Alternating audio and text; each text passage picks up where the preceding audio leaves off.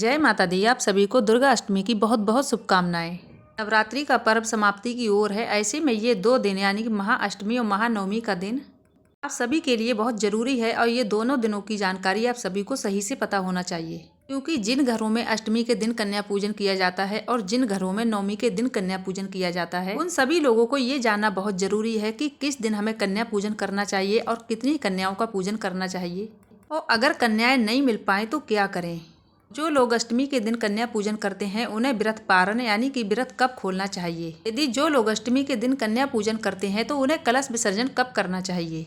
पूरी जानकारी जानने के लिए वीडियो को लास्ट तक जरूर देखिए, क्योंकि आज दुर्गा अष्टमी है और आज के दिन माँ दुर्गा की 8वीं शक्ति माँ महागौरी की पूजा की जाती है।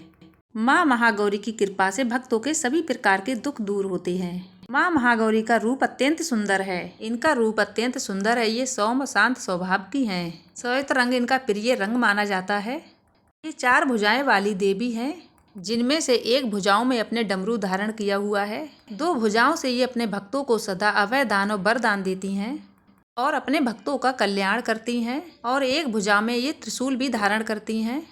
त्रिशूल धारण करने के ही कारण इनका एक नाम शिवा भी है, क्योंकि माँ महागौरी ने भगवान शिव को पति रूप में प्राप्त करने के लिए बहुत कठिन तपस्या की थी। तब इनकी कठिन तपस्या से ही प्रसन्न होकर महादेव ने इन्हें अर्धांगिनी रूप में स्वीकार किया।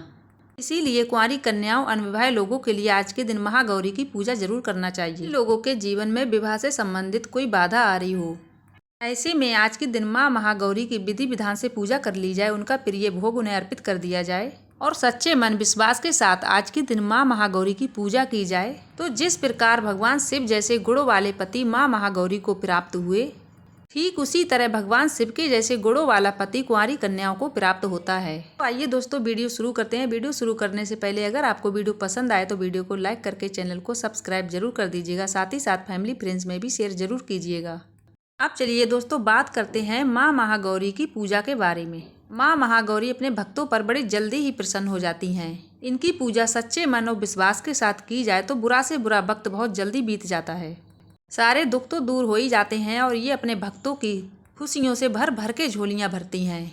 ऐसे में माँ महागौरी की पूजा करने के लिए भक्तों को चाहिए अष्टमी के दिन सुबह ब्रह्म मुहूर्त में उठकर स्नान आदि से निवृत्त होकर साफ स्वच्छ वस्त्र धारण करें। माँ महागौरी सफ़ेद रंग के वस्त्र धारण करती हैं। यहाँ तक इनके सारे आभूषण भी श्वेत रंग के हैं और इनका वाहन भी सफ़ेद है, इसीलिए इन्हें सफ़ेद रंग अत्यंत प्रिय है। यदि संभव हो तो सफ़ेद रंग के वस्त्र पहनकर ही पूजा की जाए। ये आप हल्के गुलाबी रंग के वस्त्र पहनकर भी पूजा आराधना कर सकते हैं। रोज की तरह स्नान आदि करने के बाद हाथ में जल और पुष्प लेकर संकल्प कर लें। यदि आप आज के दिन कन्या पूजन करें तो कन्या पूजन का भी संकल्प कर लें। फिर माँ महागौरी की पूजा की तैयारी करें।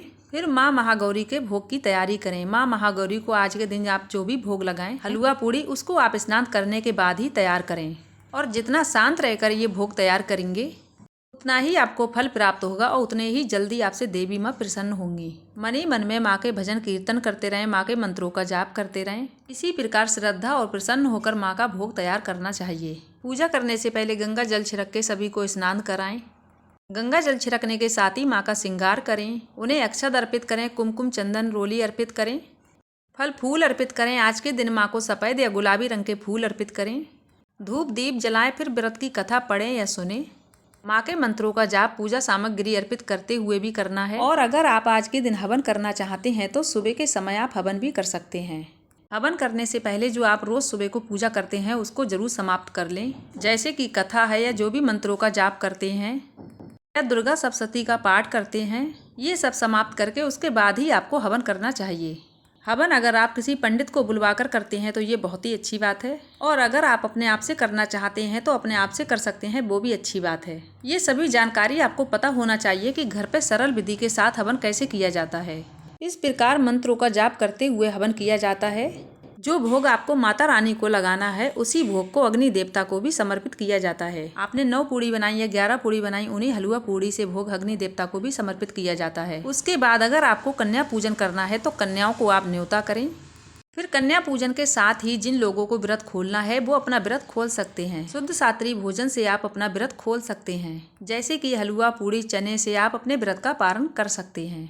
फिर शाम के समय भी आप भोजन ग्रहण कर सकते हैं, लेकिन शाम के समय आपको माँ महागौरी की पूजा अवश्य करना चाहिए, क्योंकि जब तक आपके घर में माँ भगवती, माँ दुर्गा विराजमान है, तब तक आपको नियम का पालन तो करना ही चाहिए। यदि आपने कलश की स्थापना नहीं की है तो भी आपको नवमी तिथि तक यानी कि अष्टमी तिथि तक माँ महागौरी की और नवमी तिथि को माँ सिद्धिदात्री की पूजा करना एकदम अनिवार्य है। क्योंकि माँ दुर्गा के 9 रूप हैं, इसीलिए ये नवरात्रि पर्व कहा जाता है। यदि आपने अष्टमी तिथि को पूजा की और नवमी तिथि को सिद्धिदात्री माता की पूजा नहीं की, तब आपके नवरात्रि के व्रत अधूरे माने जाएंगे। इसीलिए आपको नवमी तिथि तक सभी नियम का पालन करना है। और अगर आपने कलश की स्थापना की है तो आप 10वीं तिथि को ही कलश विसर्जन करेंगे। इस बात का खास करके ध्यान रखें, अष्टमी तिथि को कन्या पूजन करें या नवमी तिथि को कन्या पूजन करें, विसर्जन हमेशा 10वीं तिथि को ही करना चाहिए। कई बार किसी कारण से अगर आप 10वीं तिथि के दिन विसर्जन नहीं कर पाएँ, क्योंकि जो महिलाएं और कन्याएं हैं उन्हें पीरियड होने लगते हैं, तो जो आने वाली पूर्णिमा 16 अप्रैल शनिवार के दिन, उसी दिन आप कन्या पूजन करें और उसी दिन कलश का विसर्जन भी करें। और जब तक आपको सभी नियम का पालन भी करना होगा और आपके घर में शुद्ध सात्विक भोजन भी बनना चाहिए, क्योंकि आपने व्रत रखा है तो आपके लिए ये सभी नियम जरूरी हैं। कुछ लोगों के मन में ये भी संशय रहता है कि अष्टमी और नवमी तिथि के दिन साधारण तरीके से कैसे पूजा करना चाहिए। अगर हम अष्टमी तिथि के दिन कन्या पूजन करते हैं तो चलिए ये भी मैं आपको बताती हूँ कि जिस तरह आपने 7 दिन माँ की पूजा की है, सब नियम का पालन करते हुए माँ की अलग अलग आरती की है, अलग अलग पूजा की है और अलग अलग मंत्रों का जाप भी किया है, ठीक उसी प्रकार अष्टमी और नवमी तिथि के दिन माँ भगवती, माँ दुर्गा की पूजा करनी है। उसी प्रकार कथा आरती करने हैं, मंत्रों का जाप करना है। उसके बाद 10वीं तिथि के दिन माँ की पूजा करके, श्रृंगार करके, माँ को भोग आदि अर्पित करके, पुष्प अर्पित करके विसर्जन कर सकते हैं। यदि आप दुर्गा माँ की प्रतिमा का विसर्जन करना चाहते हैं तो आप कर सकते हैं।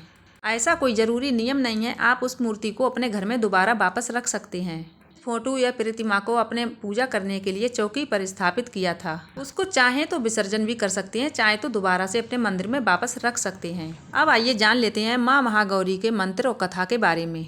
माँ का महामंत्र है ओम देवी गौरीय नमः। मंत्रों के साथ ही आप माँ महागौरी की आरती भी कर सकते हैं। माँ की आरती कपूर जलाकर की जाती है। आरती करने के बाद उसी आरती को आप अपने घर में सभी कोने में और कमरे में घुमाना चाहिए। उसके बाद उस आरती को लाकर मंदिर में वापस रख देना चाहिए। आरती करने के साथ ही आपको अपने घर पर कन्याएं न्योतने हैं, तो मैं आपको बताती हूँ। अगर आपको ना मिलती हैं कन्याएं तो कम से कम आप 5 कन्याओं को तो जरूर अपने घर पर आमंत्रित करें। और यदि आपको कन्याएं मिल पाती हैं तो कम से कम 9 कन्याओं को आप अपने घर पर जरूर आमंत्रित करें। वैसे कन्याओं की संख्या विषय में ही रखी जाती है। अगर आपको ना मिलती हैं तो आप 3-5 कन्याएं भी रख सकते हैं, तो आप इतनी संख्याओं में भी कन्याओं का पूजन कर सकते हैं। कन्याएं 2 वर्ष से 10 वर्ष तक की होना चाहिए।